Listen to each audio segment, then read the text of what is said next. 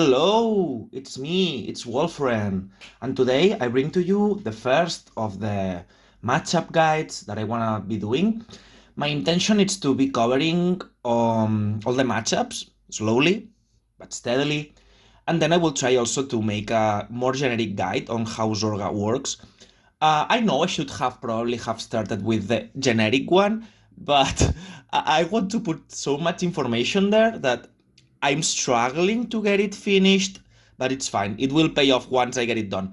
So today we are going to start this with Orfist, which is a matchup that I think some people might be struggling with. Also, it is very good, even going into PT13.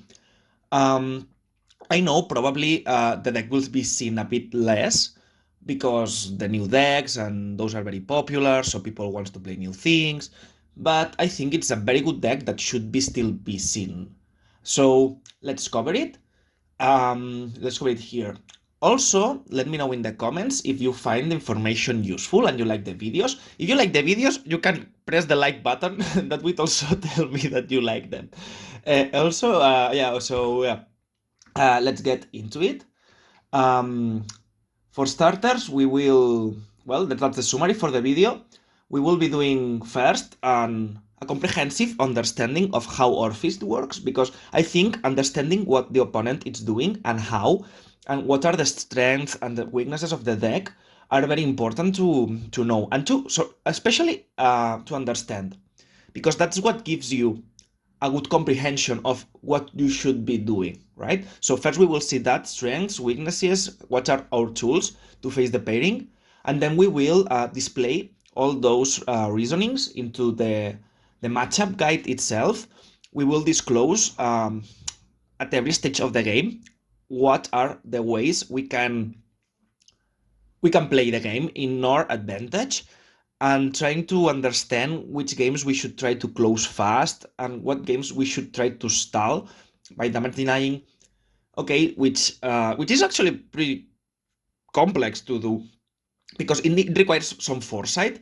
But that's why understanding the deck we are playing against will help us see what you should be doing on each situation. Okay, and finally I will give you some example deck lists from Orfist, because I've been seeing that there is some decks with Solite Stunter or something like that, the card is called, and others don't run it, and I think there is like a few decks we can play against to practice, so I will give you that.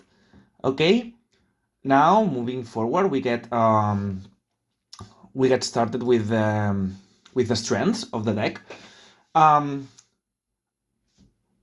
think you can see the strengths of the deck are basically that Orfist has a very powerful tempo swing. Like the 5 attacks are very strong, either going first or second.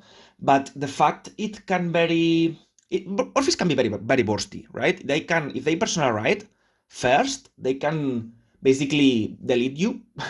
Like if you're playing a deck that, like Minerva or Magnolia, like you can, like you will be at 1 damage and then you go to 4, 5, or even 6 sometimes, and basically you cannot clap back, and then they kill you. So basically, if our deck has the capability to play around that by forcing them to stay one more turn on grade 2, or forcing them to ride up first before you do, so they don't have the persona, that would be to our advantage, since the tempo swing from the deck, it's very powerful. Then the deck, people thinks that it's not very defensive because it has a lot of dead cards in hand, like they don't have any shield. But truth is that the deck has a very good green engine that, in relationship with the tempo the deck has, it's enough for the deck to win. What I want to say by that, it's like it will draw a lot of cards. It will then there is the trigger checks from the triple drive that's coming later, but the deck will draw a lot of cards. This means the deck will be very likely to have 1, 2, or even 3 PGs in hand, and that, combined with a very powerful aggression, allows them to push, then survive with the PGs they have farmed, and then kill you after. So the deck, while not super mega defensive, it has enough defense in the relationship with the amount of pressure it can put. Okay, so we have to be wary of that the deck, while it's online, they will grind enough to survive what we are doing, and we have to play around that in some way. We will also see this later. The answer for that, it will be the damage deny, because if you can punish them for what they are trying to do, it doesn't matter if they have some PGs. If they lose the pressure, suddenly the amount of defense, it's not enough for the now lacking amount of pressure they are putting. And finally, we have to take into account the high roll potential the deck has. Like, if you do triple drive, triple drive, triple drive, there is like 3 extra checks that can be heals, potential OTs. We have to be mindful of that. When we take the damage, we might want to calculate the amount of triggers left they have in order to make a good threat assessment in the situation. Like, it will depend on what the situation is, but basically, if they have 4 heals, we might want to take 1 more damage just to prevent them from healing, or we want to do the opposite, guard soon, because the amount of times they will like get criticals or a lot of power, it's too big. So we want to play it a bit different. Like, we have to take into account that the deck includes a mechanic that will help him or them, help them high roll the situations, and we have to assess the situation and make the right choice based on what kind of high roll direction the game could take, and play safe for that depending on the situation. And we will also see how to play against that, okay? So moving forward, we have to see that the deck has some weaknesses that allows us to play around them, which is very good for us. Okay, so first of all, there is the fact that they are so resource intensive. Like, they have a lot of cards they have to play. If they don't have mask, they have to play Kaitsul to get it. They have to pay 1 CB every turn for Orfist masks. And they have, if they don't have orders, they have to use Opar, CB1, get the order. All of this, it's very intensive on resources for a deck that cannot damage CC the CB smoothly enough. Also, the deck draws a lot, but if they don't persona write every turn, the tempo loss, it's massive. So we also have to account for that. If we see like the persona rights going to damage, or like he's breaking, we have to take that into account when we play, because we might do some different things. And last but not least, the deck draws so much that there is the possibility of win by decking out, by tanking them. Okay, sometimes you will see that the win cons align all together and you are 6 damage, dealing the 6 damage on the same turn, they are about to deck out, so you will see like you have to kind to consider all the possibilities. Like, most of the games, if you can win fast, of course you will do that, because you don't want to risk into this high roll engine the fact they could get OTs, you could get bad luck. So if you can finish the game fast, that's what you should be doing. But if you see that the game, that they are having a lot of luck, that you have to slow the game down because you don't want to give them damage to kill you, then you have to know that you have this other win condition, which is decking Orfist out. And if you see this will be the way you can win against them in that game, you should like try to keep more cards in your deck, right? So maybe you don't personalize in a turn when you don't need to. Instead of using Malice and Freeze, you use Malice and Mask, because Mask can actually not grab the card. There is some kind of things you can do in order to get this rolling. And, well, I have already answered that point, but basically, what can we do against all of that? And I have displayed it in order. Like, to beat the tempo, you can grade to gaming to change the tempo of the game in your favor. This will lead to 3 lines of play, but I will cover this later. Then, if the game is not the kind of short ones, like it's the one that they have an upper hand at this moment of the game, then you have to slow the game down, but damage denying, and then using all of these together, you try to generate enough cards to survive what they do, stay out of their killing range, and then kill back or deck them out, okay? So these are our 3 tools we have against Orfist to beat them. If you realize the grade 2 gaming, it's the answer for the big tempo. The damage deny, it's the answer against that tempo, but it's also slowing down the fact that they will green less. They will, well, not green less, but they don't grind enough for the speed of the game, if that makes more sense. And by outgrinding, you can survive what they do to kill back or to deck them out. Okay, so basically this is related to the strengths and weaknesses the deck has, if you can make the relationship. Okay, now we move into the most the actual guide, right, on how to play the game. I have disclosed that in 3 stages of the game, because there is the early game, which for me it's from turn 0 into turn 3, 4. It depends, because if you don't ride up, then you will spend another turn on this early game stage. So it should be around from turn 0 to turn 3 or 4, depending on what our opponent does. Then we have the mid game, which basically is all this part of the game when you are starting to persona, right? Both players are allowed to play the game up to some extent, and the damage will go from 2 damage to 4 damage usually. And then there is a last state of the game, which is late game, where they are starting to waste. They have wasted everything. They don't have the PGs anymore, maybe. They might lack the persona rights, the resources, and then we have to exploit that in our favor, because Zorga is the best deck at resourcing the manage the resources, sorry, and we have to exploit that in our favor. Okay, so let's talk about this, but let's move on how we should play these 3 stages of the game, from turn 0 to turn 3, 4, then the mid game, where every player is like trying to push the damage in order to win, and then the last stages where we have to like have already structured a way of winning. Like we have to have decided if we are going to deck them out, if we're going to deal the 6 damage, etc. Okay, so early game. Here, what we want to know is that 1 second. Hello, I'm back. Okay, so there's this early game where we go from the turn 0 to the turn 4, and here, and we already start doing this at Mulligan, we need to understand the fact that both players want to, by general rule, persona right first, okay? What does that mean? Sometimes you will like play your grade 2 gaming, you will push a lot, and you will reach a point where you are so ahead that you can ride up first and still win, okay? However, this is not the first strategy we take. We first assume the game will go more average, and that we are trying to create a situation where our opponent rides before us, and when they do so, they are so pushed that we have an upper hand. It's important that we understand the process as a whole, and that we understand that our opponents does know about this strategy as well. So what we have to do is try to sequence all the turns right away to see what order are we going to use for the next turn, and see what order are we going to, or if we don't have a second order, for example, if we have Habitat and then we have Malice and we have 2 dragons, this is very easy. You will use Habitat, then you Malice the 2 dragons, and they are very sad. Okay, but that's not so easy. This is not what happens most of the time.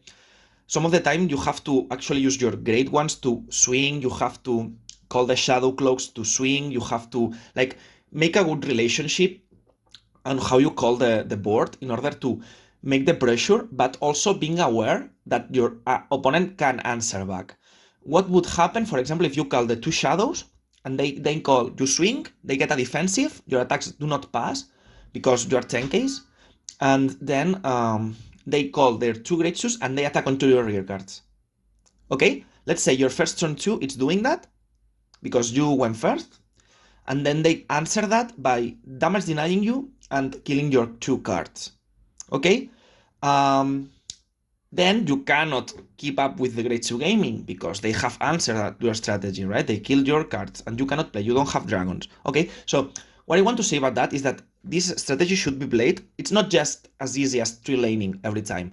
Sometimes you will say that you would see that you only have 1 shadow. You want to just swing with your Vanguard, keep the shadow in hand to call it next turn, to set up your clapback. Okay, these 4 turns should be played from turn 0. You have your mulligan, you see what you are going to do and prepare a strategy, and you try to imagine how your opponent is going to answer to that. This probably would come a bit better with CFA replays or something, but basically You have to do that. You have to, if you, in my opinion, if you play this Grade 2 gaming bad, the possibilities of winning are heavily diminished. You need to gain the experience, see what are your cards, and see how to play the most out of them. Some hands are very easy because you have the 2 dragons, 2 shadows. You can like call the dragons first, then step over with the shadows, and they are so pushed they lose, etc. But this is something that should be played carefully. We need to keep in mind that they will do the same and they will answer back. We cannot just risk our cards, okay? Another thing we want to do is try to cheese the cards from their hand. We said that Orfist was very grindy, but only if they get to the point where they can start doing that. On the grade 2, they are not really good at generating cards. And what's important is that we said that it's not that the deck greens or defends well, it's that it defends well enough for the pressure it puts. If we can play an attack in a way they have to start giving up on 15Ks very fast and soon, they will be very, very, very pressured. And you will have this feeling that if you swing too much early, you won't be able to damage deny later. But the thing is that they have to defend from those attacks if they can, because if you like 3 attacks, 3 attacks, 3 attacks, and you push damage, they won't have enough defense, because it's not that they have a good defense, it's that they have enough defense. If your tempo breaks that rhythm, if you can break the ideal tempo for Orfist to play and make them waste the cast faster than they can generate it, they will, or if you push too much damage before they can actually benefit from that, they will be scared of losing. This means that you will still be able to damage deny them because they have to guard your attacks soon, because they cannot go to 4 and then survive. Okay, so use this into your advantage. And another thing that is very important is that we are still a tempo deck. I will cover this on the generic guide, but we don't want to do aggro plays that put into risk or mid-game plays. Like, if you call a card, they can damage deny you, and then you don't have a CV to kill or to get an order from hand from cow, and you cannot play because of that, that play will be bad. Okay, so you need to keep into account what orders are you going to play turn 3 and turn 4, how you get your personas into hand and your PGs into hand. Anything you are doing until now in this will give up on your turn, your grade 3 and persona right plays, okay? You have to imagine what's the risk of calling the card. What if they attack that? Will you be able to keep up? Maybe not. Will you be able to play your orders? Maybe not. And that's so important. Never sacrifice tempo for an aggro play, okay? Well, let's move into the next point. If we play the grade 2 gaming well, there is 3 possible outcomes. The normal outcome will be that they will have to write to Orfist Regis first, and we will be a grade 2. And if this happens in a situation, you will win right after, because they will be pushed, they won't kill you.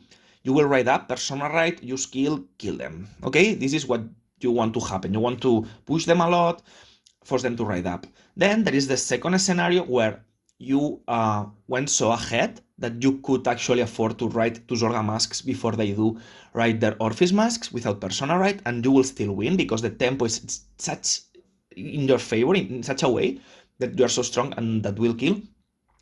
And then there is the third scenario where you are actually losing, and what you can do here is you write into Zorga first, but if they don't have CV, you attack with Zorga into the rearguards and use the Zorga CV twice in your turn and then the next turn to plus cards, to plus a lot, and generate a lot of cards. This is good if you are like breaking, or you need to see the cards because you don't have them, or if you need luck, like if you need to heal because they double critted you, well, then you can do that, damage deny them, and you farm the cards. Okay, this is, in my opinion, the least preferred thing to do, and you only do that when it's needed, because as we said, we don't want to go on unneededly longer games. If you can just win by playing the grade 2 game, that's fine, you just do that. And you do the writing to Zorga and CV deny just in cases where you actually need the extra card advantage or the extra high roll. In the three scenarios, you should be winning, okay? Then there is the fourth scenario where you didn't do the grade 2 gaming, just bricked or something, then they don't kaitsul because they have the mask, they have the CV, then those games are the ones that tend to be lost. But well, that's basically that, okay? So from grade 0 to turn 4, you need to see the whole sequence, know what you are going to call at every turn, the turn 1, the turn 2, and the second turn 2, and don't put your cards at risk. You are still a tempo deck, and you want to have your turn 3 plays available, so you don't want to run into a situation when you auto damage deny yourself. Okay, because you want to CV1 for the marker and 1 CV for kill. And if you need to use cow, this type advance to get an order, you also need that CV. So you need to know what cards to commit and not let the opponent damage deny you. That's so important. Okay, you always have the out. Zorga is the deck that always has the answer to what they are doing. Okay, that's how you play the deck. Then I wanted to also say this: play around opponent's luck. If a play can be shut down by a defensive, maybe that play isn't that good. Just saying. Okay, then let's move into the mid game. We have already surpassed that stage of the game. And here, well, maybe there is nothing. Maybe you just kill them, because sometimes Zorga do be like that. But let's assume that the game went a bit more complicated. Orfist gets to stabilize. They do a very powerful turn 3 with a persona. You are at 3-4 damage. That's a spooky. And you don't see a clear way of pushing through. With Zorga, you can afford one turn of full damage deny, where they will lose a lot of tempo because they cannot play the game. You save a lot of cards, farm PGs, find your defense, and then you can survive what they do after, attack, and maybe have even another turn because you are so bulky at this point. Okay? Again, if you can afford not doing this, that's better, because sometimes if the thing goes longer, the most wrong things can happen. Okay? But knowing when to do this is so important, because it represents such a tempo swing for you, because you were losing. Now they have a turn where they don't play. You save 4 or 5 cards and you are farming PGs. This makes you so strong that you can then forfeit the fact that you didn't attack, push them, survive the clackback from them, and then kill. That's very important. And sometimes even you can even survive one another turn. Okay, so that's very, very, very, very powerful. Also, by doing this, you will see that you beat Eldo Breathe more often, because you're at less damage, you have more PGs, you can just like guard and defend and etc. Okay? And finally, we have the late game of the deck, where they have exhausted a lot of resources. They have also exhausted PGs. If the game reached that point, it's because they healed or something. As I said before, the deck can high roll a lot, so if you can like play around the most likely outcome, let's say if they have 4 heals, maybe you can play around that by taking 1 more damage if you see your hand is healthy enough, or you can play around the OT or the crits by defending in certain ways, and you should do that. But sometimes it's just inevitable that they will just heal and the game will go longer. However, when this happens, there is a very good play we can do, which is we aim to put them at 4. We almost every single time will aim to put them at 4, because this means they have 1 Orfist less usage, because they have 1 CV less, and they have to guard RPD, and then risk taking the Vanguard. Okay? In some scenarios, you don't want to take the risk of not hitting the crit. Sometimes you want to put them at 5 one turn before, because you see that the likelihood of the crit happening next turn won't be enough. Like turns prior, you have to decide. Like if you have 8 crits out of the deck, you have to put them to 5, because you won't be able to win otherwise. But if you see like, okay, I have 15 cards and I have 8 critical triggers, okay, let's be super dramatic. Okay, then you just leave them at 4 and they won't be able to use the 5th CV never. Also, to play around the heals, when we are at this situation, and since they won't be able to play anymore, because we see like they have 1 CV, we will be able to survive, and past that point, they do not have more CV to play. So what we can do here, it's like we are at 3, and we take the first 2 swings from the opponent and we go to 5. This means they are at 4 and they can no longer heal for the rest of the game and they won't have that CB anymore. Okay, so that strategy, it's for late game. Also at this point, they might also not have the personal rights anymore, or they might have also exhausted the PGs. So we can definitely make the game 1 turn longer in order to win by choking them. Okay, I think I have covered most of the situations that you have to read and see in order to be able to beat Orfist. My only doubt here is that I've made myself clear enough, because it's hard to imagine, right? Because here what we are doing, it's like we're turn 3 and we're already playing for turn 5. Okay, some of these plays doesn't make sense the moment you make them. They make sense because there is a situation you're generating for 1 turn later or for 2 turns later. Okay, so it might take a bit of practice to put all those of strategies together. But if you can master that, you will beat Orfist a lot often. Like, if you do this, my experience with that is that the only way we can actually lose the game is if they are super sucky with the triple drives, or if we don't see the PGs, because sometimes they go to damage or something, or if they, like, the first stages of the game are a little more luck reliant, in the sense that if they heal or if they get crits soon in the game where we are not bulky enough, then it gets hard. But I think in general, making use of these 3 strategies should, in combination, help you to win. Sometimes you will use just 1, sometimes you will use the 3, sometimes you will use 2, but those tricks will help you definitely improve your win ratio against Orfist. Okay, so finally, let's move into the deck lists. Those are, I will not get into detail with this because it's not as important. It's just examples to play against, but basically, I think that there is this OPART lists, and they are including the Solid Starter. I don't know how the card is called, it's okay. And basically, they can be, the Solid Starter, it's the highlight here, because I got played the card this weekend in UK, where I dramatically lost, but it's fine. And I think the card, it's very good, so I think we should take it into account. It basically pluses for free, sometimes it unbricks the deck, and it's a very good to put pressure early on.